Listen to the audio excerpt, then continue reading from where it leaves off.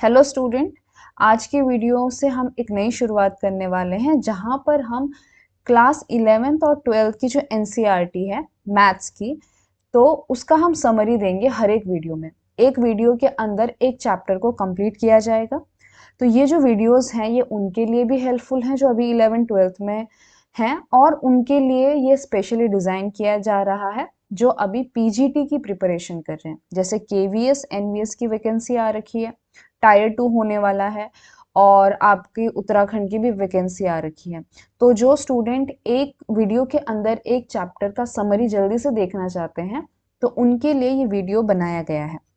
Okay, तो मैं ये तो नहीं कह सकती कि यहाँ से आपका कंप्लीटली सिलेबस हो जाएगा, आपके क्वेश्चंस के प्रैक्टिस हो जाएंगे, लेकिन मैं ये ज़रूर कहूँगी कि ये आपकी जर्नी में थोड़ा सा हेल्पफुल रहेंगे ताकि आप जल्दी से चीज़ों को रिवाइज कर सको, क्योंकि आपने ये चीज़ पढ़ रखी है। ठीक है, तो ये रिवीजन के लिए एक छोटी सी कोशिश है। तो आज की वीडियो में हम क्लास 11th का प्रोबेबिलिटी चैप्टर की समरी देखने वाले हैं, और लास्ट में समरी देखने के बाद कुछ क्वेश्चंस भी सॉल्व करेंगे। ठीक है, तो चलिए अब शुरुआत करते हैं। सबसे पहली बात हम करते हैं रैंडम एक्सपेरिमेंट की। ठीक है, तो रैंडम एक्सपेरिमेंट क्या होता है? देखो, experiment has more than one possible outcome and that not possible to predict with certainty which outcome that will be. Okay, मतलब क्या कि रैंडम एक्सपेरिमेंट उसे कहते हैं, ऐसा एक्सपेरिमेंट जिसमें एक से ज़्यादा आउटकम आने की पॉसिबिलिटी होती है, और जब हम उस एक्सपेरिमेंट को करेंगे तो जो भी आउटकम होगा कौन सा होगा ये आसानी से हमें प्रेडिक्ट करना ना आ सके। ओके, हम आसानी से नहीं बता पाएंगे कि क्या आएगा। जैसे कि कॉइन को टॉस कर दिया तो हेड और टेल आ सकता है। ठीक है, ये आउटकम है इसके, लेकिन हेड आएगा कि टेल आएगा ये आप सर्टेनिटी के साथ नहीं बता सकते, तो इसे ही हम क्या कहते हैं? Random experiment. ठीक है, यू कैन प्रेडिक्ट कि अच्छा हम 100% नहीं बोल सकते कि हेड ही आएगा या फिर टेल ही आएगा। ठीक है, तो जो ये एक्सपेरिमेंट के पॉसिबल रिजल्ट्स होते हैं, ठीक है, उसे हम आउटकम कहते हैं, possible results of the random experiment. और जो set of all possible outcomes होते हैं, जैसे कॉइन को टॉस किया तो इसके पास दो ही पॉसिबल आउटकम्स हैं, एक एच और एक टी, तो इसे हम सैंपल स्पेस कहते हैं इस सेट को। समझ गए आप? तो इस पूरे पॉसिबल आउटकम्स को हम सैंपल स्पेस कहेंगे, और इसके अंदर जो ये एक एक रिजल्ट है उसे हम आउटकम कहेंगे। ओके, तो जैसे कि एक एग्जांपल दे रखा है कि एक फैमिली हैज 3 चिल्ड्रन, और जेंडर ऑफ 3 चिल्ड्रन क्या हो सकता है? ठीक है, तो बड़ी सिंपल सी बात है कि 3 चिल्ड्रन हैं और हर एक स्पेस में दो दो पॉसिबिलिटी है, या तो गर्ल होगा या तो बॉय होगा। यहाँ पे भी दो पॉसिबिलिटी है, या तो गर्ल बॉय, यहाँ पे भी दो पॉसिबिलिटी, या तो गर्ल और बॉय। तो कितनी पॉसिबिलिटी होगी? यहाँ पे 2 पॉसिबिलिटी, यहाँ पे 2 पॉसिबिलिटी 2, तो इनको मल्टीप्लाई करेंगे। ठीक है, तो यानी कि यहाँ पे टोटल 8 पॉसिबिलिटीज आएंगे, और सारे के सारे आप परमुटेशन कॉम्बिनेशन यहाँ पे ले सकते हो, जैसे कि गर्ल गर्ल गर्ल हो गया, 2 बार गर्ल हो गया, बॉय हो गया, इस तरह से।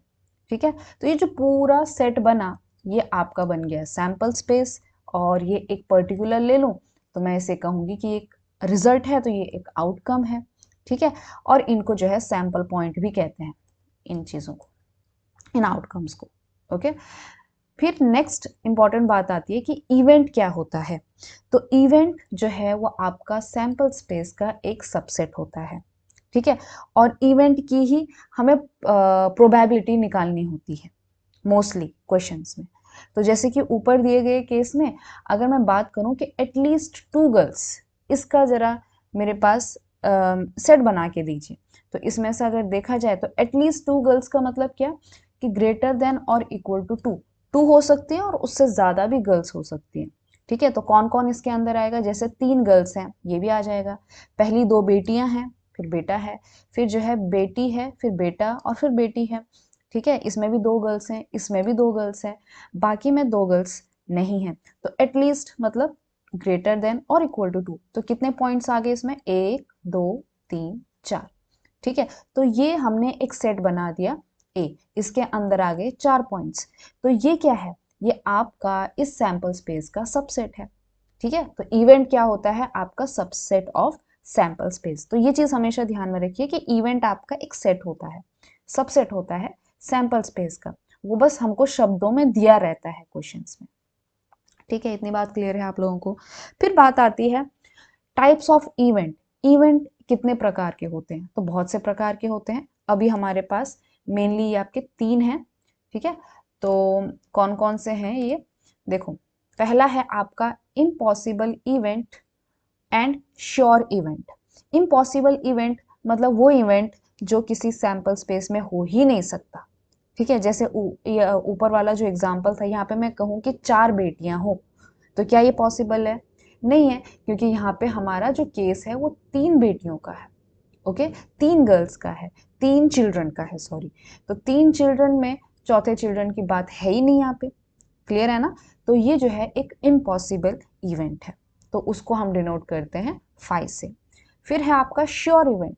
श्योर इवेंट होता है आपका पूरा का पूरा सैंपल स्पेस, जो 100% श्योरिटी के साथ कह सकते हो कि हाँ भाई ये इवेंट तो होना ही है। ठीक है, तो इसे हम श्योर इवेंट कहेंगे, तो वो हमेशा कौन सा होता है? आपका सैंपल स्पेस होता है। क्लियर है ये बात? दूसरा केस देखो, दूसरा कहता है आपका सिंपल या फिर इलेमेंट्री इवेंट। ओके, तो सिंपल और इलेमेंट्री इवेंट का मतलब होता है कि ऐसा इवेंट जिसके पास एक ही सैंपल पॉइंट हो, मतलब वो सिंगलटन सेट होना चाहिए। ठीक है, singleton subset of sample space, वो होगा आपका सिंपल इवेंट। ओके, तीसरा आता है आपका कंपाउंड इवेंट। तो कंपाउंड इवेंट का मतलब होता है जिसके पास एक सैंपल पॉइंट से ज्यादा पॉइंट हो।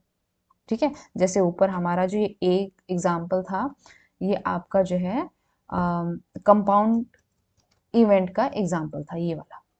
क्लियर है ये बात? ठीक है, तो ये आसान था आपका टाइप्स ऑफ इवेंट, ये बेसिक से इवेंट के टाइप थे। अब बात करते हैं algebra of events. Algebra of events, जैसे अलजेब्रा ऑफ नंबर होते हैं वैसे अलजेब्रा ऑफ इवेंट्स होते हैं। अलजेब्रा में हम क्या करते हैं? जैसे एडिशन करते हैं, सब्ट्रैक्शन करते हैं, राइट?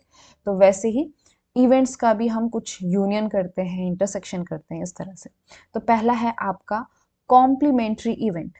कॉम्प्लीमेंट्री आप सब लोग जानते हैं कि अगर ये आपका कोई सेट है, ठीक है, इसमें मैंने कोई इसका एक सबसेट ले लिया ए, तो ये बाकी का जो पोर्शन बचा हुआ है जो नॉट ए है, जो ए नहीं है, इसी को हम ए कॉम्प्लीमेंट कहते हैं। वैसे ही इवेंट्स में भी होता है, क्योंकि इवेंट अपने आप में क्या है? एक सेट है, तो उसका कॉम्प्लीमेंट भी तो लिया जा सकता है। ठीक है ना? तो इस केस में जो पूरा यूनिवर्सल सेट होगा ये आपका सैंपल स्पेस होगा। इवेंट ए जो है उसका सबसेट होगा, और ए कॉम्प्लीमेंट को ही क्या कहेंगे? कॉम्प्लीमेंट्री इवेंट कहेंगे। इतनी बात क्लियर है आप लोगों को? ठीक है, so this is your complementary event. A dash से इसको डिनोट करते हैं, या फिर ए बार से इसको डिनोट किया जाएगा, which is what? A complement is equal to S minus A, which is not A. Clear है? सेकेंड बात है कि इवेंट ए और बी। इवेंट ए और बी का मतलब है कि ए या तो बी में से कोई भी पॉइंट होना। ठीक है, जैसे कि आपके सामने अगर मैं फिर से वो गर्ल्स और बॉयज का एग्जाम्पल दूं, तो यहाँ पे मैं कह सकती हूँ कि बताइए कोई इवेंट है, एक तो हो गया एटलीस्ट 2 गर्ल्स का, ठीक है, और एक हो जाएगा मान लो एटलीस्ट 2 बॉयज का। तो ये दो मेरे पास इवेंट हो गए। तो मेरे पास ये ए है, ये बी सेट है। तो ए यूनियन बी का मतलब होगा या तो 2 गर्ल्स हो, एटलीस्ट 2 गर्ल्स हो, या तो एटलीस्ट 2 बॉयज हो। तो इसमें ए के भी एलिमेंट आएंगे और बी के भी एलिमेंट आएंगे। तो देखा जाए तो सेट की डेफिनेशन में इसे क्या कहते हैं? ए यूनियन बी कहते हैं। ठीक है, सो आइदर इन ए और इन बी, या तो दोनों में भी हो सकते हैं। इंटरसेक्शन वाला पोर्शन भी इसमें आ जाता है। ठीक है, फिर हाँ, एक चीज आपने बस यहाँ पे ध्यान रखनी है कि और है यहाँ पे। ओके, तो जब भी क्वेश्चन में और इस तरह से 2 इवेंट के बीच में यूज होगा, तो आपने समझ लेना है कि वहां पे यूनियन की बात हो रही है।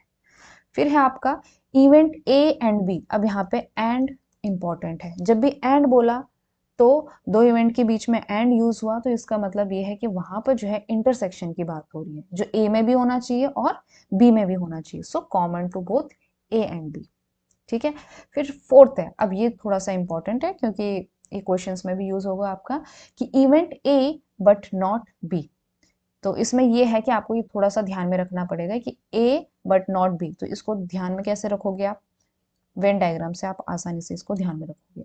तो ये आपका इवेंट है ए, ये आपका इवेंट बी है। तो ए बट नॉट बी, तो ए वाला पोर्शन तो है लेकिन इसमें से बी वाला पोर्शन को हटा दिया गया है। तो इसको कैसे लिख सकते हो आप, ए माइनस बी, ठीक है। लेकिन ए माइनस बी एक तरह से डिनोशन है, लेकिन इसका मीनिंग कैसा होगा, ए इंटरसेक्शन बी कॉम्प्लीमेंट, ठीक है। ए और बी कॉम्प्लीमेंट का कॉमन वाला पोर्शन ये आपका ए इंटरसेक्शन बी कॉम्प्लीमेंट होता है। क्लियर है ये बात? तो ये होता है आपका event A but not be. Okay, ये हो गया आपका अलजेब्रा ऑफ इवेंट। अब कुछ दो इंपॉर्टेंट इवेंट हैं, इनको आपने ध्यान में रखना है। एक है आपका mutually exclusive event. Mutually exclusive event का मतलब ये है कि दो इवेंट जो आपस में उनका इंटरसेक्शन लिया जाए तो वो क्या आ जाए, एम्प्टी सेट आ जाए, यानी कि दोनों इवेंट में कुछ भी कॉमन सैंपल पॉइंट नहीं होगा।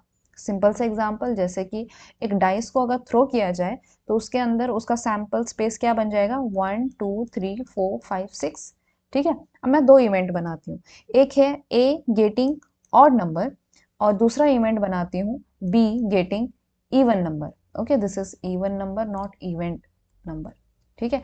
अब देखो, एक में ऑड नंबर आ गया, एक में इवन नंबर आ गया, तो बताइए इसके अंदर कौन से 3 5 और इसके अंदर जाएंगे आपका 2 4 6। क्लियर है? अब देखो क्या इन दो सेट में कुछ भी कॉमन पॉइंट है, नहीं है। तो ये दोनों इवेंट कैसे हैं, ये आपस में म्यूचुअली एक्सक्लूसिव इवेंट है। इतनी बात आप लोगों को समझ में आ गई, ठीक है। और दूसरा होता है आपका एग्जॉस्टिव इवेंट। अब एग्जॉस्टिव इवेंट क्या होता है, तो एग्जॉस्टिव इवेंट मतलब कि अगर हमारे पास मान लो n इवेंट्स दे रखे हैं। अब ध्यान में रखिए कि एग्जॉस्टिव इवेंट जो है एक से ज्यादा इवेंट के बीच की बात चल रही है, समझ रहे हो। तो जैसे E1 E2 En, मैंने n इवेंट्स ले लिए, ठीक है। तो अगर इन सब का यूनियन करने पर हमारे पास पूरा का पूरा सैंपल स्पेस आ जाता है तो उसे हम एग्जॉस्टिव इवेंट कहते हैं। जैसे कि ऊपर जो हमने दो एग्जांपल डिस्कस किए आपका, यहाँ पे सेट ए और सेट बी, इवेंट ए और इवेंट बी, इनका अगर हम यूनियन करेंगे तो आपको देखो पूरा का पूरा सैंपल स्पेस मिल रहा है, ठीक है। तो ये जो ए और बी हो गए, ये कैसे हो गए, ये एग्जॉस्टिव इवेंट भी हो गए। एक्सक्लूसिव तो थे, ये म्यूचुअली एक्सक्लूसिव तो थे, ये एग्जॉस्टिव इवेंट्स भी हो गए, ठीक है। लेकिन हमेशा जरूरी नहीं होता है कि जो आपके एग्जॉस्टिव इवेंट हो वो आपके एक्सक्लूसिव भी हो, समझ रहे हो, ठीक है। ओके, फिर इसी से जो है तीसरी डेफिनेशन निकल के आती है, म्यूचुअली एक्सक्लूसिव एंड एग्जॉस्टिव। यही जो ऊपर अभी एग्जांपल दिया ए यूनियन बी का, ये आपका इस कैटेगरी के अंदर आता है कि म्यूचुअली एक्सक्लूसिव भी है, एग्जॉस्टिव भी है, ठीक है। लेकिन ध्यान में रखेंगे कि ऐसा कोई जरूरी नहीं है कि जो म्यूचुअली एक्सक्लूसिव हो एग्जॉस्टिव भी हो, जो एग्जॉस्टिव है वो एक्सक्लूसिव भी हो। ओके, तो म्यूचुअली एक्सक्लूसिव एंड एग्जॉस्टिव का मतलब ये है कि अगर E1 से लेकर En कोई भी इवेंट्स दे रखे हैं, सब जो है वो आपस में डिसजॉइंट है, ठीक है। मतलब इंटरसेक्शन उनका एम्प्टी आ रहा है हर एक के साथ, खुद के साथ छोड़कर, ठीक है ना। तो for each I not equal to J, इसलिए ऐसा लिखा गया है। और उनका यूनियन जो है वो S के बराबर आता है, तो ऐसे केस में हमें इसे कहेंगे mutually exclusive and exhaustive event. तो ये हो गई बेसिक सी बातें, बहुत बेसिक सी बातें, ये सभी को पता होंगी, बट स्टिल ठीक है, आप स्किप कर सकते हो जो आपको लगता है कि अरे यार ये तो बहुत बेसिक सी बात है। ओके, तो अब बात करते हैं हमारे मेन पॉइंट की, that is probability.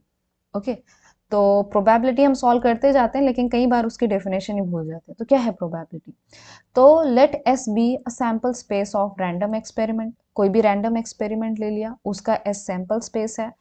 Probability P is real valued function. अब ध्यान में रखिए, जैसे कि आपका सीक्वेंस होता है, ठीक है ना, कई स्टूडेंट ये भी भूल जाते हैं कि सीक्वेंस भी एक फंक्शन है। वैसे ही आपका जो प्रोबेबिलिटी है ना, ये भी आपका एक रियल वैल्यूड फंक्शन है। अब किसके बीच में है, तो पी एस यानी कि पावर सेट ऑफ एस से लेकर इसकी रेंज कितनी है, 0 से लेकर 1 के बीच में। तो देखो आपकी जो प्रोबेबिलिटी है वो आपका ये P ऑफ S, यहाँ पे ये पावर सेट है इसका, इससे लेकर क्लोज इंटरवल 0 1 के बीच में एक फंक्शन है। ये चीज आप ध्यान में रखेंगे, ठीक है। और आपको पता है कि पावर सेट क्या चीज होती है, तो कोई भी एस ले लिया, कोई भी सेट ले लिया, तो उसके जितने भी पॉसिबल सबसेट्स होते हैं उन सब का जो कलेक्शन होता है वो आपका पावर सेट होता है। ध्यान रखेंगे कि इसके अंदर एलिमेंट्स कितने होते हैं, 2 की पावर n। n क्या है, n जितना इस सेट के पास नंबर ऑफ एलिमेंट्स होंगे, तो 2 की पावर n जो है वो क्या होगा, इसका नंबर होगा कि इसके अंदर कितने सैंपल पॉइंट्स हैं। तो इन दोनों के बीच में ये क्या होता है, एक फंक्शन होता है। ओके, जो इन 3 एक्सियम्स को सेटिस्फाई करता है। अब क्या है ये 3 एक्सियम्स, देखिए पहला एक्सियम कहता है कि फॉर एनी इवेंट ई, आप समझ रहे हो, कोई भी इवेंट ई, मतलब क्या कि ये जो आपका ई है ये कहां से बिलोंग कर रहा होगा, ये पी ऑफ एस से बिलोंग कर रहा होगा। देखो अब पी ऑफ एस के अंदर जो है ना सबसेट एलिमेंट की तरह काम कर रहे हैं, ठीक है, इसके पास जो एलिमेंट्स हैं वो सबसेट के रूप में है, तो ई जो है इसी एस का तो एक सबसेट है, ठीक है। तो कोई भी अगर मैंने इवेंट ई लिया तो प्रोबेबिलिटी ऑफ ई, या फिर आप कह सकते हो कि अगर मैं इसके ऊपर फंक्शन की वैल्यू देखूं तो वो क्या होगा, ग्रेटर देन और इक्वल टू 0 होगा। हमेशा ध्यान में रखिए कि आपकी जो प्रोबेबिलिटी होती है वो ग्रेटर देन और इक्वल टू 0 होती है, निगेटिव नहीं होती है। तो कोई भी क्वेश्चन आएगा जहाँ पे निगेटिव कोई प्रोबेबिलिटी होगी तो आप कहेंगे कि ये पॉसिबल ही नहीं है, ये प्रोबेबिलिटी ही के अंतर्गत नहीं आती है, ठीक है। दूसरी बात ये, पहली बात समझ गए आप लोग। दूसरी बात ये कि P of S is equal to always 1, ठीक है।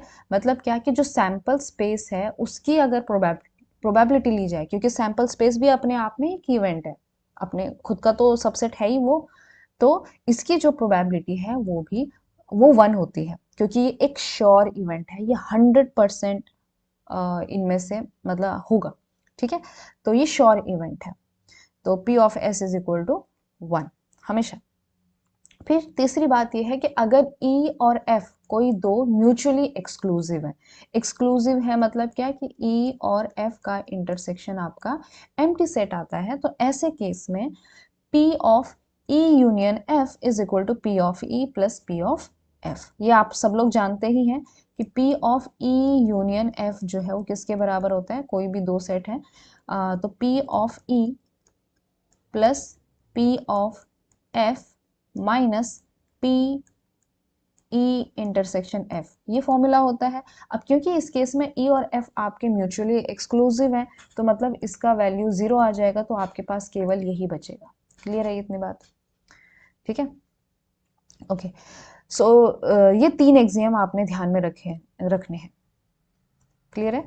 अब इन्हीं से जो है ना थोड़ा सा और भी आपकी एक्सियम्स बनकर आती हैं, वो ये कि it follows from the axiomatic definition, जो ऊपर डेफिनेशन दी इसी को हम एक्सियोमेटिक डेफिनेशन कहते हैं, और प्रोबेबिलिटी दैट कि अगर मान लो ये आपका सैंपल स्पेस है, इसके पास ये n सैंपल पॉइंट है, W1 W2 Wn, ठीक है। जैसे डाइस थ्रो किया था 1 2 3 4 5 6 आया था, वैसे ये W1 W2 Wn है।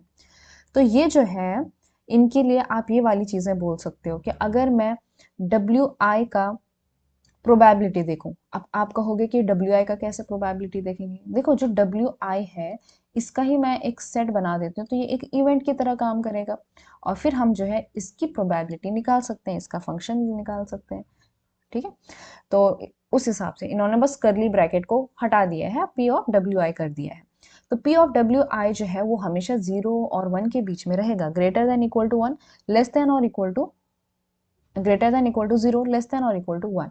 क्लियर है। तो जो भी इवेंट्स हैं, सॉरी जो भी आउटकम्स हैं, जो भी सैंपल पॉइंट है, उनकी जो प्रोबेबिलिटी होती है वो 0 और 1 के बीच में होती है, नेगेटिव नहीं होती है, ठीक है। So for each Wi belonging to S।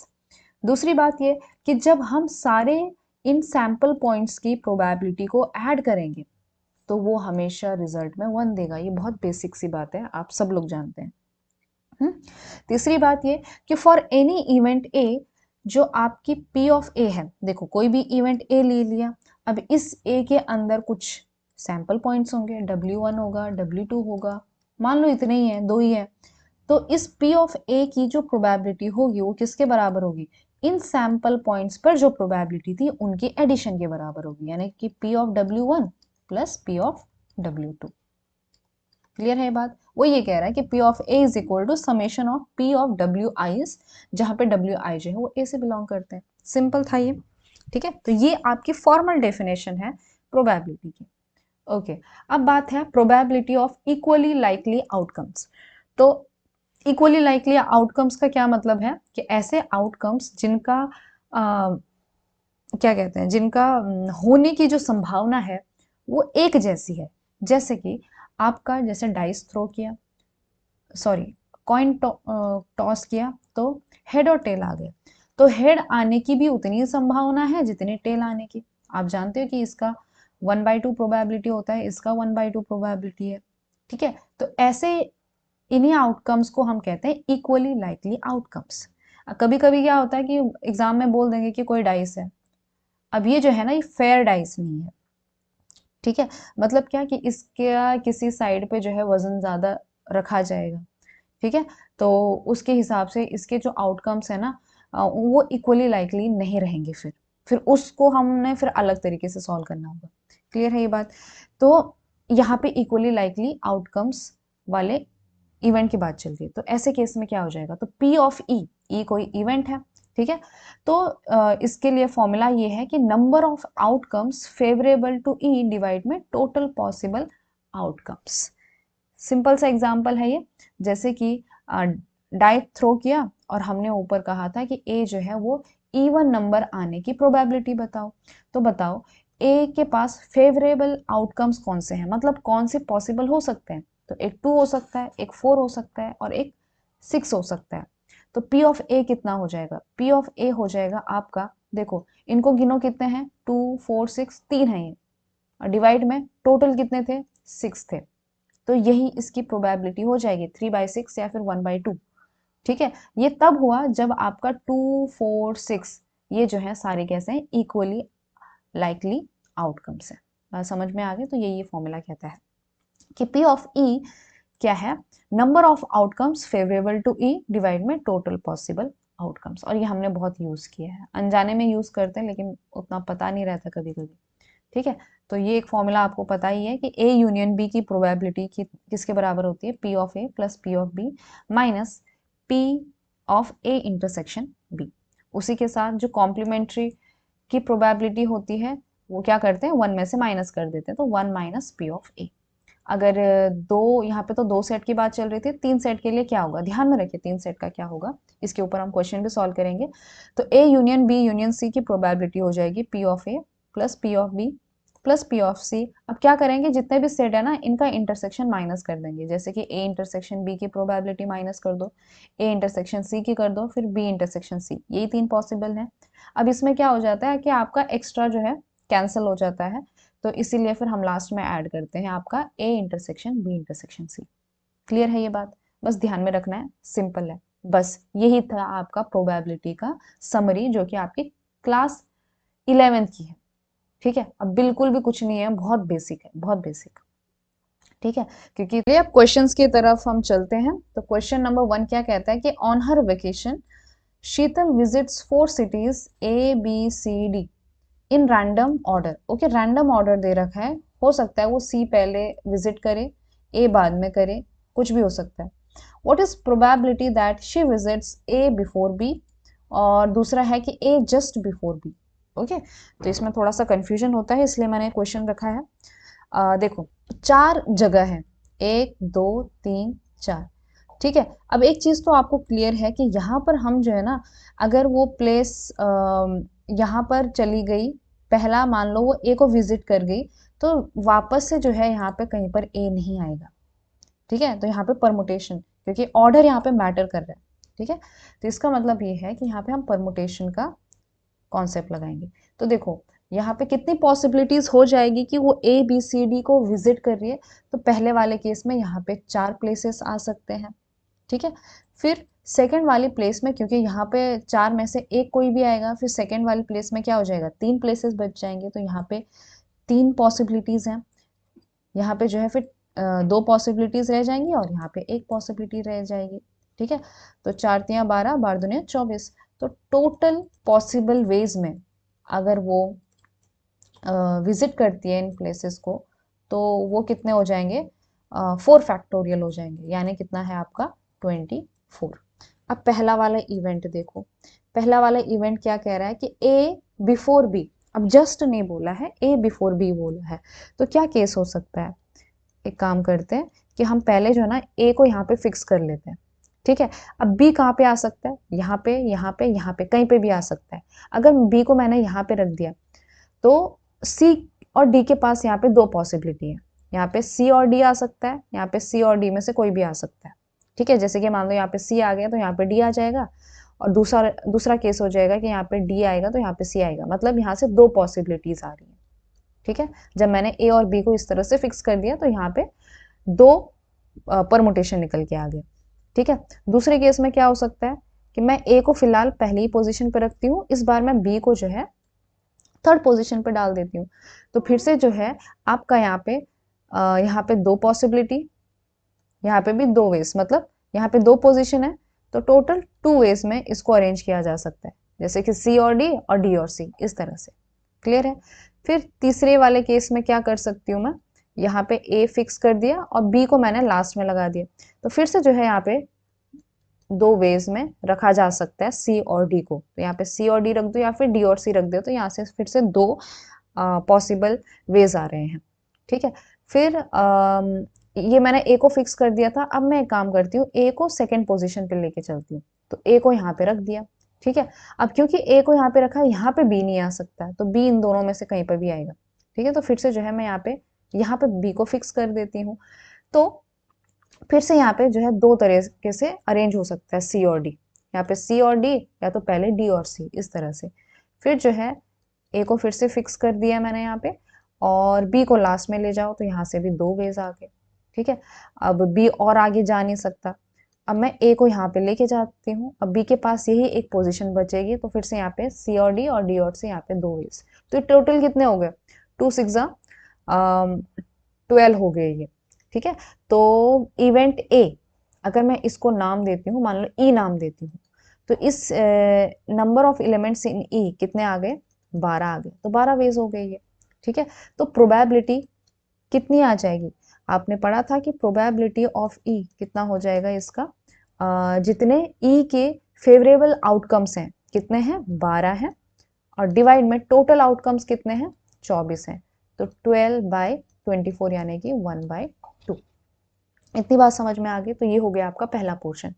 दूसरा वाला कह रहा है कि ए जस्ट बिफोर बी, ठीक है। तो एक चीज तो क्लियर है कि ए जो है वो बी से पहले आ रहा है, मतलब क्या कि जो सेकंड वाला केस होगा ना, ये पहले वाले केस का ही सबसेट होने वाला है। तो मैं फिर से जो है ना सारा ये सब कुछ लिखूंगी नहीं, आप बस ये देखो कि जस्ट बिफोर में कहाँ पर आ रहा है।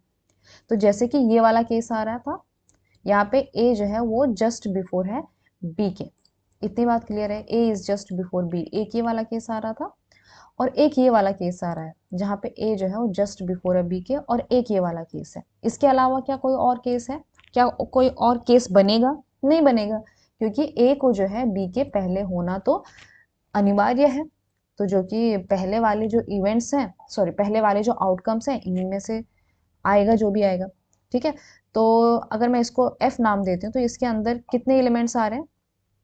इसको जो है मैं लिखूंगी नहीं इसके अंदर, ठीक है। मैं डायरेक्टली अब ये लिखूंगी कि number of elements in F कितने आ रहे हैं? एन ऑफ एफ आ जाएंगे आपके, कितने हो गए? दो एकम दो, दो दूनी चार, दो तीन छः, तो 6 आ गए। फिर से वही प्रोबेबिलिटी ऑफ एफ कितना आ जाएगा? 6 डिवाइड में 24, ठीक है, जो कि कितना है? 1/4। इतनी बात आप लोगों को क्लियर है? ठीक है। So this was your this question. Okay, next question की तरफ चलते हैं। अब ये क्वेश्चन है फिर से रेड बॉल ब्लू बॉल, ये वाले क्वेश्चंस यहाँ से स्टार्ट हो गए। तो देखो क्वेश्चन क्या कहता है कि आपके पास एक बॉक्स है which contains 10 red marbles, 20 blue marbles and 30 green marbles. Okay, तो 10 रेड है, 20 ब्लू है, 30 ग्रीन है, ठीक है। 5 marbles are drawn from the box, 5 marbles निकाल दिए। व्हाट इज प्रोबेबिलिटी कि all will be blue and at least one will be green?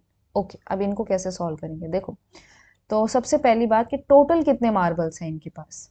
Total जो है कितने हो गए? 10 20 30, 30 और 30 60 मार्बल्स हैं इनके पास, ठीक है। तो टोटल तो चलो ये 60 मार्बल्स हैं।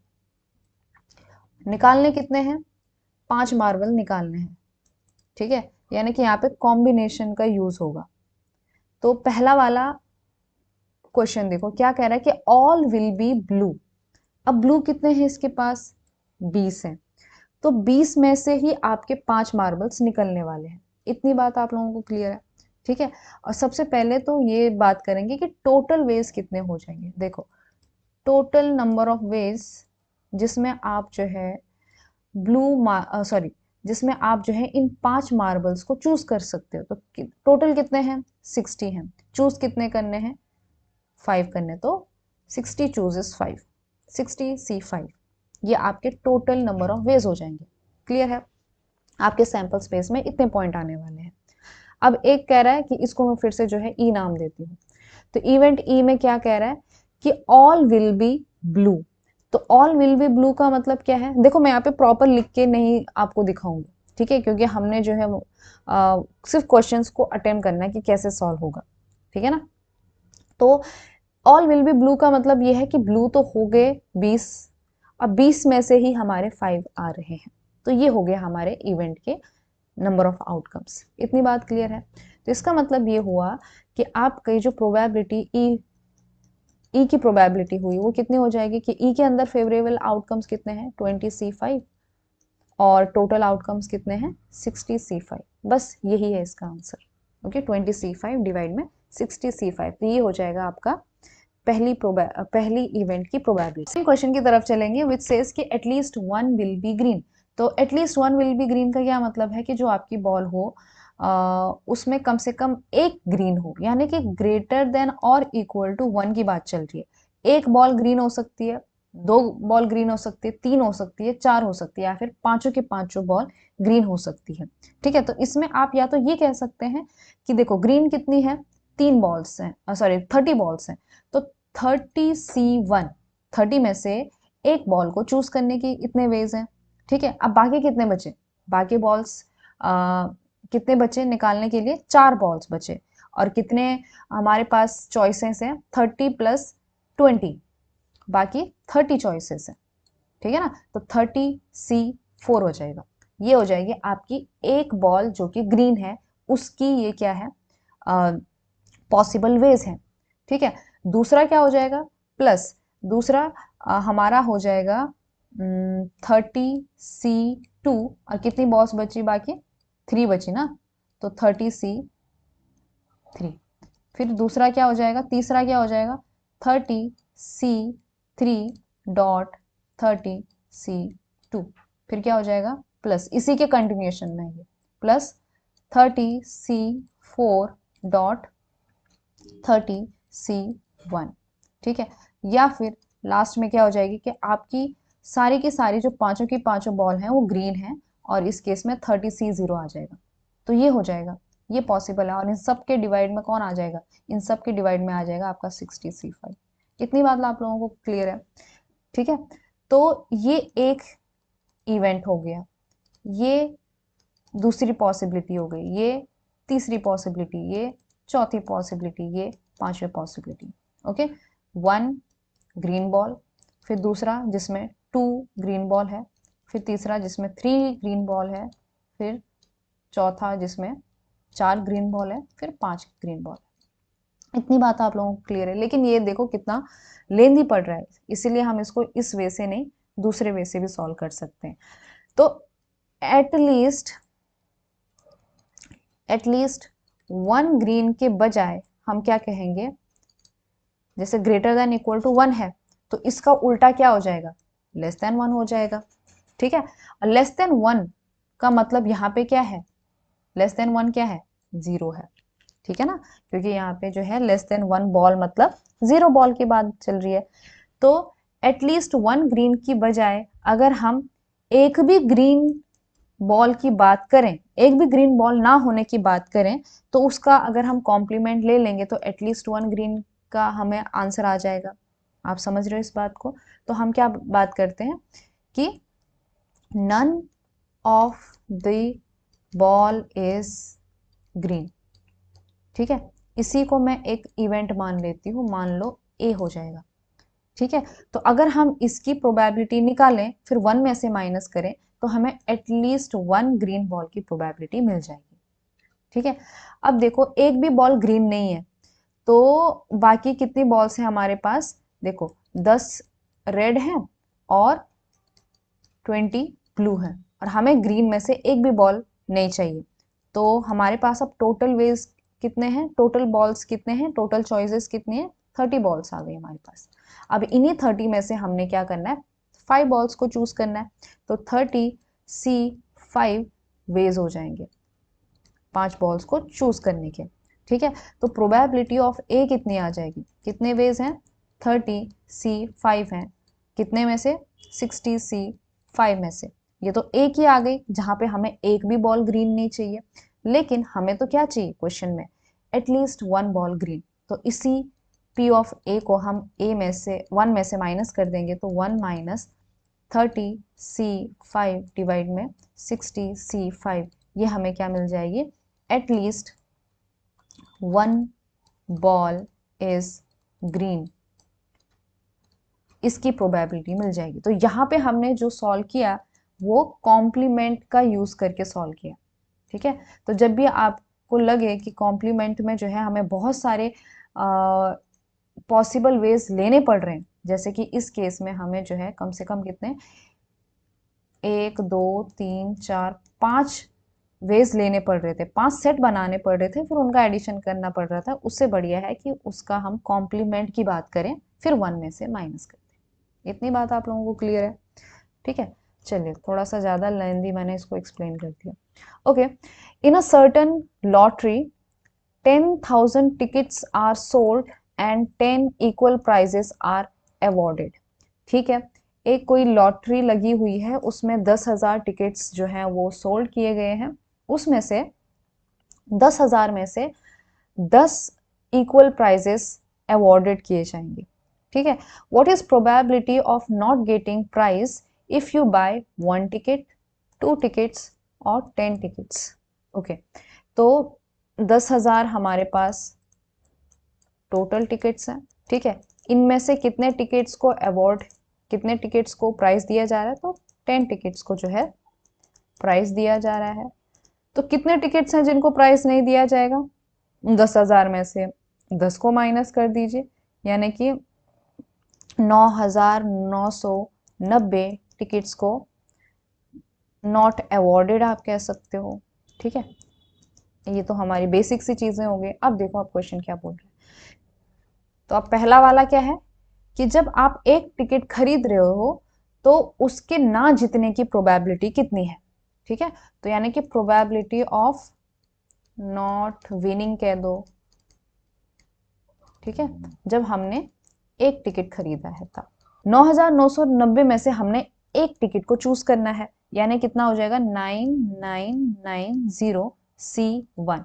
ठीक है ना, डिवाइड में टोटल टिकट्स कितने हैं? 10,000। तो इन 10,000 में से तो हम एक टिकट को चूज कर रहे हैं। ठीक है, तो 9990C1 डिवाइड में 10,000C1, तो आपको पता है कि किसके बराबर होता है? 9990 डिवाइड में 10,000। ठीक है, ये जीरो कैंसिल हो जाएगा, ये कितना हो जाएगा आपका? 999 डिवाइड में 1,000। ठीक है, तो ये इसकी प्रोबेबिलिटी हो जाएगी। जब आप एक टिकट खरीद रहे हो तो आपके उस एक टिकट पर ना जीतने की संभावना इतनी हो जाएगी। अब वैसे आप इसको जो है सिंपल बहुत लॉजिकली भी सॉल्व कर सकते थे। कैसे कर सकते थे? देखो यहाँ पे देख लो कि एक टिकट पर जीतने की संभावना कितनी है, तो 10/10,000 है। ठीक है, एक जीरो कैंसिल हो गया, तो ये एक टिकट को जीतने की इतनी संभावना है, तो ना जीतने की कितनी संभावना हो जाएगी? 1 माइनस 1/1000। ठीक है ना, अब फिर आप इसको सॉल्व करोगे तो ये 999/1000 आ जाएगा। इतनी बात क्लियर है? ठीक है, चलो फिर हम बात करते हैं, अगर आप 2 टिकट्स खरीदते हो तो फिर उन 2 टिकट्स पे ना जीतने की कितनी संभावना है? Probability of not getting prize if you buy 2 tickets. ठीक है, तो कितने पॉसिबल वेज हैं? तो हमारे पास टोटल कितने हैं? 9990 है, इसमें से हमने 2 टिकट को चूज करना है, तो इतने वेज हैं। और टोटल वेज कितने थे कि 10,000 में से हमने 2 टिकट को चूज करना है।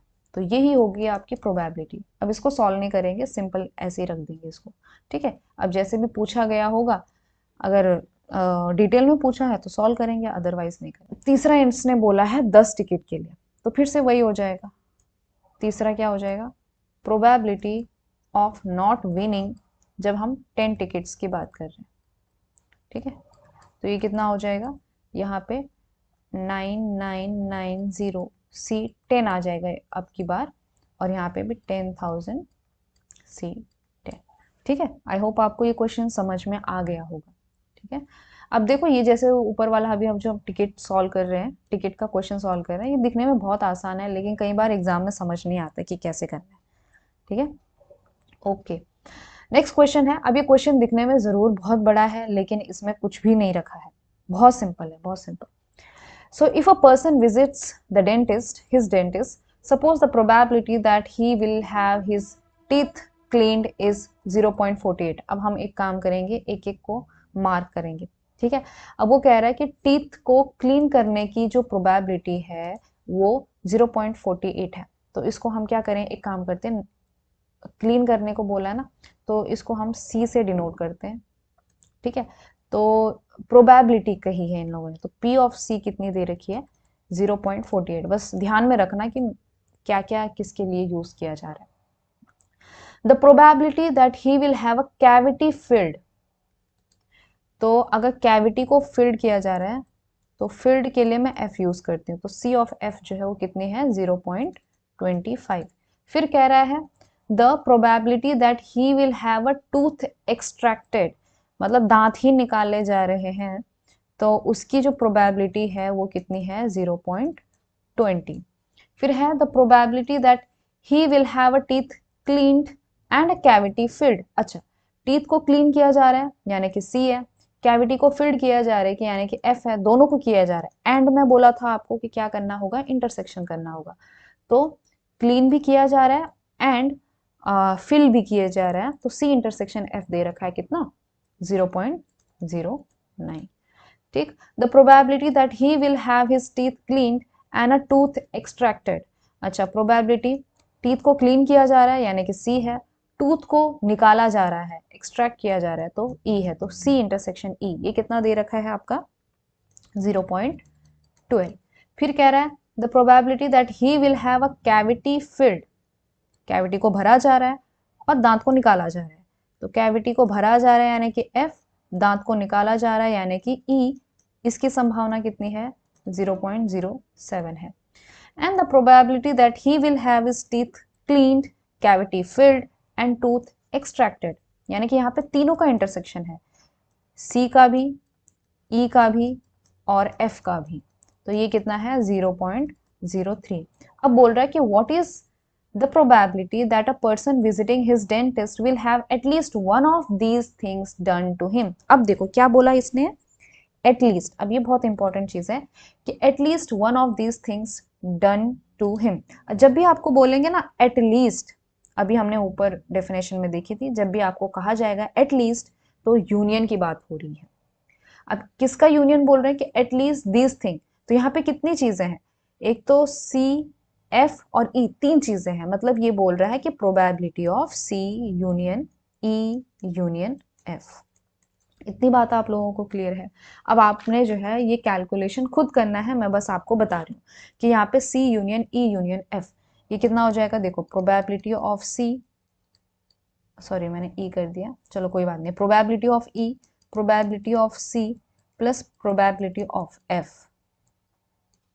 ठीक है, माइनस, अब इनका जो है आपस में इंटरसेक्शन को माइनस करेंगे, probability of C intersection E minus probability of E intersection F minus probability of F intersection C, और लास्ट में किसको ऐड करते हैं, तीनों के इंटरसेक्शन को ऐड करते हैं, तो C intersection E intersection F. इतनी बात क्लियर है। इन सब को अगर आप पुट करेंगे तो इसका आंसर मिलेगा आपको 0.68। इस चीज को आप चेक कर लेना, ठीक है। मेरा काम है आपको फिलहाल आपको मेथड बताना कि इन क्वेश्चंस को किस तरह से सॉल्व किया जाता है, ठीक है। तो इसमें कुछ नहीं था, ये सिर्फ दिखने में बड़ा था, बस आपको जो है सिंपली यहाँ पे फॉर्मूला अप्लाई करना था। ओके, अब ये जरा सा अच्छा क्वेश्चन है आसान लेकिन थोड़ा अच्छा क्वेश्चन है। In a leap year the probability of having 53 Sundays and 53 Mondays क्या होगा? देखो लीप ईयर है, लीप ईयर के अंदर कितने डेज होते हैं? 366 डेज होते हैं, एक एक्स्ट्रा डे होता है लीप ईयर के अंदर। ठीक है, अब ये कह रहा है कि 53 संडे और 53 मंडे आने की, और बोला है, और मतलब आप समझते हो क्या है यहाँ पे? यूनियन है, ए यूनियन बी है। तो ए को मैं किससे डिनोट करूंगी कि 53 संडे हैं, बी कितने डेज हैं? 53 मंडेज हैं, इन दोनों का यूनियन। इतनी बात क्लियर है? तो अब मैं लिखूंगी नहीं, अब आप ए और बी का मतलब समझ चुके हैं। तो कैसे निकालेंगे इसको? तो सबसे पहले हम क्या करते हैं, जब भी डेज की बात करेंगे तो 7 से डिवाइड करेंगे। ठीक है, तो आपका 366 को जब आप 7 से डिवाइड करोगे, क्योंकि ये लीप ईयर है तो इसके पास 2 ऑड डेज आएंगे, है ना। तो 7 पंजा 35 और 16, 7 दूनी 14 और 2 रिमाइंडर आ गया। ठीक है, तो 52 वीक्स आ जाएंगे इसके पास जब हम 7 से डिवाइड करेंगे। तो इसका मतलब ये है कि इसके पास 52 वीक हैं। ओके, 52 सप्ताह हैं। और फिर कितने दिन बच रहे हैं? 2 दिन बच रहे हैं। अब ये जो 2 दिन बच रहे हैं वो कॉन्जिक्यूटिव होंगे। कॉन्जिक्यूटिव होंगे मतलब क्या? एक के बाद एक होगा। जैसे कि या तो आपका संडे मंडे होगा, या फिर मंडे ट्यूसडे होगा, ट्यूसडे वेनसडे होगा, वेनसडे थर्सडे होगा, थर्सडे फ्राइडे होगा, रुको रुको, फ्राइडे, ओके, फिर फ्राइडे सैटरडे होगा, या फिर सैटरडे संडे होगा। ये बन गया हमारा क्या? सैंपल स्पेस बन गया, क्योंकि इन्होंने डेज की बात करी है ना। तो 1 2 3 4 5 6 7, 7 पॉसिबल वेज है यहाँ पे। अब ये क्या कह रहा है आपका कि ए के पास क्या है? 53 संडे। तो देखो इस 52 वीक्स में 52 संडे मंडे सब आएंगे। ठीक है, तो 52 संडे तो यहाँ पे आएंगे ही आएंगे, एक एक्स्ट्रा आ रहा है। तो ए के पास कौन जाएगा? जहां पे संडे होगा। तो संडे कहाँ पे है? एक यहाँ पर है और एक यहाँ पर है। ठीक है ना, तो यहाँ पे कितने हैं? तो एक संडे मंडे में एक संडे आ रहा है और एक सैटरडे संडे में एक आ रहा है। फिर बी बताइए, बी के पास क्या कह रहा है कि बी के पास 53 मंडे हैं। तो 52 मंडे तो यहाँ से है ही है, एक एक्स्ट्रा मंडे है। तो देखो मंडे कहाँ पे एक्स्ट्रा आ रहा है? एक यहाँ पर आ रहा है और एक यहाँ पर आ रहा है। ठीक है, तो एक संडे मंडे हो गया और एक मंडे ट्यूसडे हो गया। अब इन्होंने कहा है कि दोनों का यूनियन करना है, तो ए यूनियन बी कितना हो जाएगा? ए यूनियन बी के पास आ जाएगा एक संडे मंडे और एक सैटरडे संडे और एक मंडे ट्यूसडे। ठीक है, तो ए यूनियन बी के पास आ गए 3 एलिमेंट्स। हमें probability of A union B निकालनी है। तो 3 वेज आ रहे हैं, कितने में से? 7 में से। तो 3/7 आ जाएगा इसका आंसर। ठीक है, so probability of having a leap year having 53 Sundays और 53 मंडे कितना हो जाएगा? 3/7। और यहीं पे अगर इन्होंने एंड पूछा होता तो फिर 1/7 आ जाता है। ठीक है ना, इसकी जगह अगर एंड होता तो फिर इनमें कॉमन क्या है? कॉमन फिर एक ही आता है, संडे मंडे। तो ये 1/7 हो जाता है उस केस में। इतना क्लियर है? तो अगर आपको लीप ईयर पूछे, नॉन लीप ईयर पूछे, तो अगर आप इस चीज को सॉल्व कर लेंगे। ओके, नेक्स्ट क्वेश्चन है आपका, 3 of 6 vertices of a regular hexagon are chosen at random. What is the probability that the triangle with these vertices is equilateral? Okay, तो सबसे पहले ये कह रहा है कि हमारे पास एक हेक्सागोन है। ठीक है, अब हेक्सागोन के कोई भी 3 वर्टिसेस लेनी है। तो पहले बताओ टोटल वर्टिसेस कितनी है इसके पास? टोटल वर्टिसेस कितने हैं? तो 6 हैं। 6 में से हमने चूज कितनी करनी है? एक ट्रायंगल को बनाने के लिए कितनी वर्टिसेस की जरूरत है? 3 है। मतलब कितने इसमें टोटल ट्रायंगल कितने बन सकते हैं? तो टोटल जो ट्रायंगल बन सकते हैं वो कितने बन सकते हैं कि हम 6 में से 3 वर्टिसेस को चूज कर रहे हैं, यानी कि 6C3 ट्रायंगल बन जाएंगे, राइट। क्योंकि कोई भी कोलिनियर नहीं है तो फिर यहाँ पे कोई दिक्कत वाली बात नहीं, हम 6C3 वाला फॉर्मूला यूज कर सकते हैं। अब ये कह रहा है कि जैसे मान लो ये एक ट्रायंगल बन गया, कौन सा वाला? ये वाला। ठीक है ना, दिस इज वन ट्रायंगल। लेकिन जरूरी नहीं है ये आपका इक्विलैटरल नहीं होगा। ठीक है ना। इक्विलैटरल कौन सा वाला होगा, ये वाला होगा इक्विलैटरल, ये वाला, इसमें आएंगे आपकी तीनों साइड्स इक्वल। तो ऐसे कितने होंगे इक्विलैटरल ट्रायंगल, तो इसको जरा अच्छे से बना लेते हैं ताकि कंफ्यूजन ना हो। ये है आपका हेक्सागोन। और इक्विलैटरल ट्रायंगल कब बनेगा, देखो अगर मैं इसको फिक्स करती हूँ, ठीक है, तो इन तीन वर्टिसेस को लेकर हमारा इक्विलैटरल ट्रायंगल बन जाएगा। क्लियर है ये बात। अब मेरे से पेन ढंग से पकड़ा नहीं जा रहा, तो दिस इज एक इक्विलैटरल ट्रायंगल बन जाएगा। अगर मैं इस वर्टिसेस को पकड़ती हूँ तो मुझे फिर ये बाकी के दो लेने पड़ेंगे, ठीक है, यानी कि मेरे पास ये वाला ट्रायंगल बनेगा, ये वाला। क्लियर है। तो दो इक्विलैटरल ट्रायंगल आ गए। फिर अगर मैं नेक्स्ट टाइम जो है मैं इस वाले वर्टिसेस को लेती हूँ तो मुझे वो पुराना वाला ही मिल जाएगा, पहला वाला। फिर अगर मैं इसको लेती हूँ तो मेरे को फिर से ये वाला मिल जाएगा जो यहाँ से बनाया था। फिर से इसको ले लिया तो ये भी इसी में इन्वॉल्व है, इसको लिया तो ऑलरेडी, मतलब कुल मिला के यहाँ पे इक्विलैटरल ट्रायंगल कितने आ रहे हैं, तो दो आ रहे हैं। इतनी बात आप लोगों को क्लियर हो गई, ठीक है। तो probability of triangle equilateral, okay, equilateral triangle होने की कितनी पॉसिबल, व्हाट इज प्रोबेबिलिटी, तो कितने आए, दो पॉसिबल वेज थे, कितने में से, 6c3 में से। इसको चलो सॉल्व कर ही लेते हैं। तो 2 डिवाइड में कितना हो जाएगा, ये 6 फैक्टोरियल, डिवाइड में ऊपर चला जाएगा ना ये, तो ये हो जाएगा आपका 3 फैक्टोरियल। 6 में से 3 गए तो फिर से 3 फैक्टोरियल। इसको सॉल्व करते हैं तो ये कितना आ जाएगा आपका, इसी 6 को मैं जो है 5 इंटू 4 इंटू 3 फैक्टोरियल करती हूँ, तो ये 3 फैक्टोरियल कैंसिल, 2 एकम 2, 2 दूनी 4। ये 3 फैक्टर को सॉल्व करेंगे तो दिस इज 6, ये 6 और ये 6 कैंसिल, यहीं पे मैंने पूरी खिचड़ी बना दी। सो दिस इज 1/5 इंटू 2, यानी कि दिस इज 1/10। क्लियर है। ओके, आप ये मत सोचिएगा कि मैं इतना अनटाइड वे से जो है इसको सॉल्व कर रही हूँ, क्योंकि अभी फिलहाल हमको कॉन्सेप्ट देखना है। ओके, सुंदर तरीके से सॉल्व कैसे हो ये चीज पे ज्यादा फोकस नहीं करनी है। क्वेश्चन नंबर 7 है आपका। हाँ, ये एक अच्छा क्वेश्चन है, this is very good question, कि one mapping function is selected at a random from all the mappings of the set A के अंदर जो है 1 2 3 up to so on n set है into itself, the probability that the mapping selected is 1 to 1। अब इसमें जो है ना आपको सेट थ्योरी की कॉन्सेप्ट पूछी गई है। प्रोबेबिलिटी तो बड़ी आसानी से आप लगा देंगे, लेकिन आपको जो है यहाँ पे सेट थ्योरी का कॉन्सेप्ट क्लियर होना चाहिए।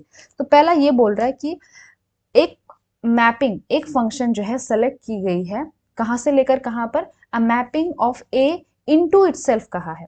तो फंक्शन है किसके बीच में डिफाइंड है, ए से लेकर ए के बीच में डिफाइन किया गया है, ठीक है। ओके, तो आपको ये तो पता है कि अगर इसके पास n एलिमेंट्स हैं, इसके पास n एलिमेंट्स हैं, ठीक, और ये बोल रहा है कि टोटल फंक्शन कितने आ जाएंगे। ओके, टोटल फंक्शन कितने आ जाते हैं, टोटल फंक्शन आ जाएंगे आपके पास कि जो आपका यहाँ पर होता है रेंज, तो रेंज के अंदर जितने एलिमेंट होते हैं उसकी पावर जितने आपके डोमेन के अंदर है। ओके, सिंपल सी भाषा में, जैसे कि ए से लेकर बी में बोलूं तो टोटल फंक्शन कितना आ जाएगा, कार्डिनैलिटी ऑफ ए की पावर में cardinality of A, number of elements in B to the power number of elements in A, ये आ जाएंगे आपके टोटल फंक्शन। तो इस केस में टोटल फंक्शन कितने हो जाएंगे, यहाँ पे b का काम कौन कर रहा है, ये a खुद ही कर रहा है, तो n की पावर n हो जाएगी।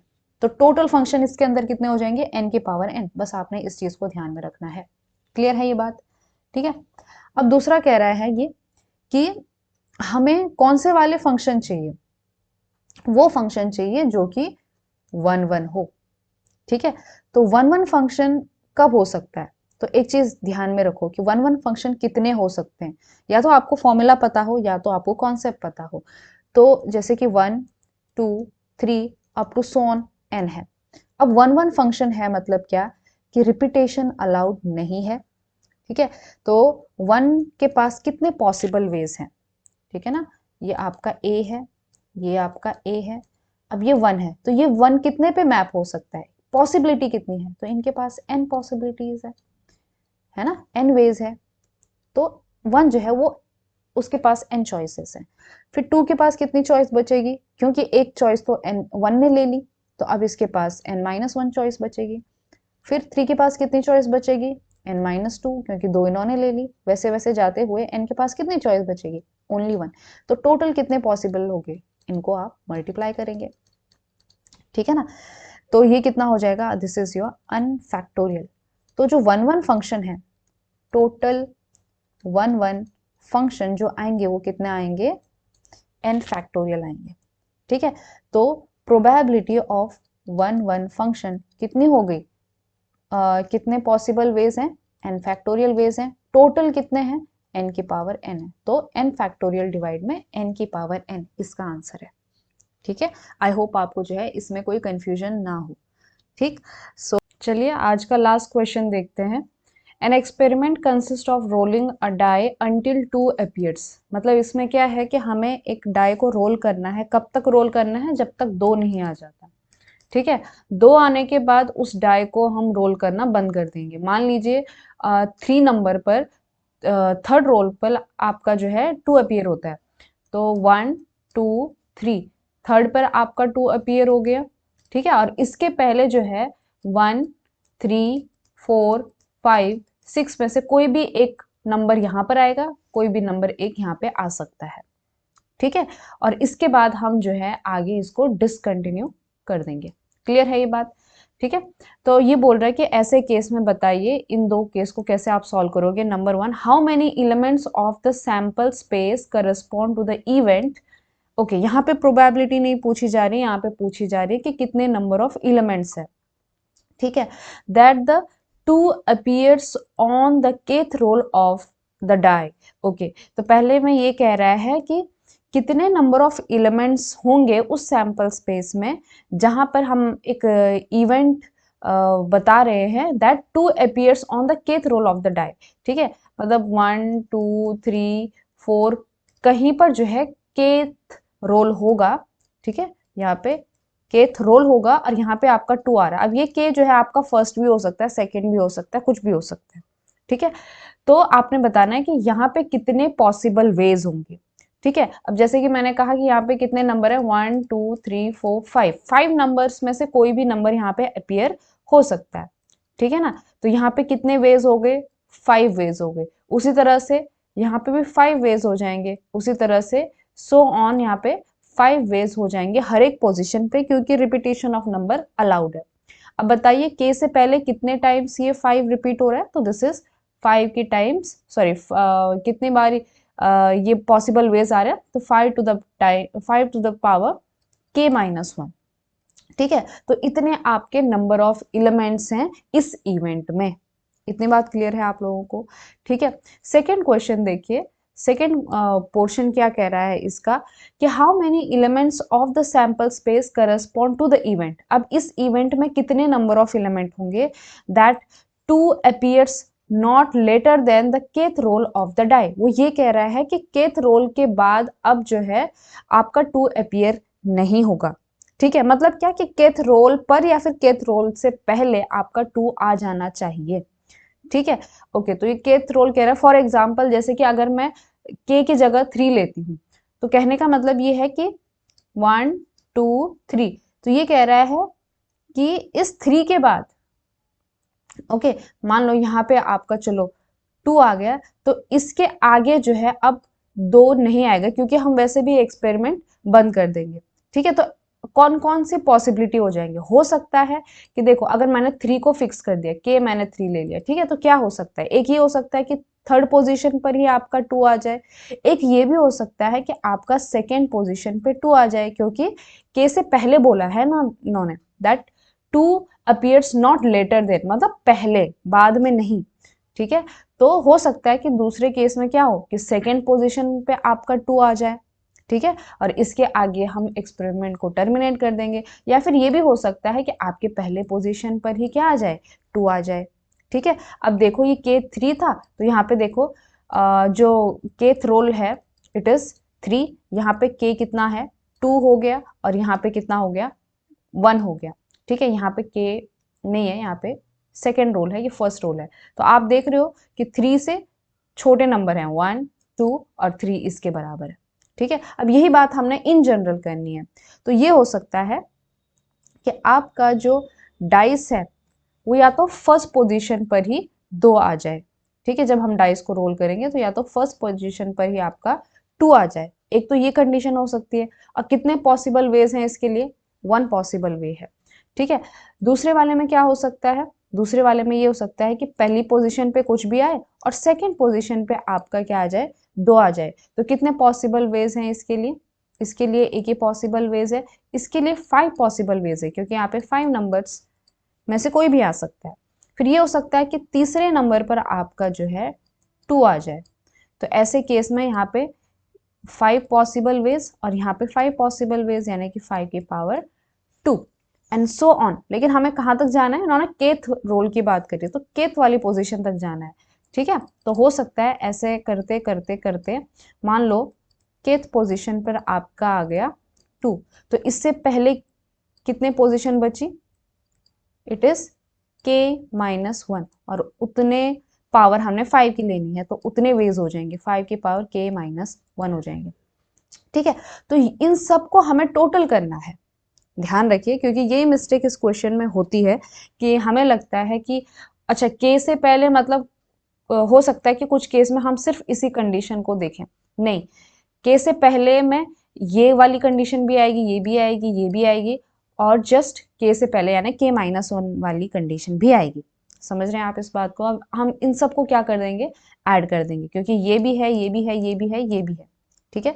तो ऐड करेंगे तो कितने वेज हो जाएंगे? 1 + 5 square and so on up to कितना? 5 की पावर k-1। अब आपको पता है कि ये क्या बन गई है? ये आपकी एक ज्योमेट्रिक सीरीज बन गई है, ओके, जिसका पहला एलिमेंट 1 है, कॉमन रेशो कितना है? 5 है। कितना पावर लेंगे इसका? कितने एलिमेंट है इसके अंदर? टोटल k एलिमेंट है।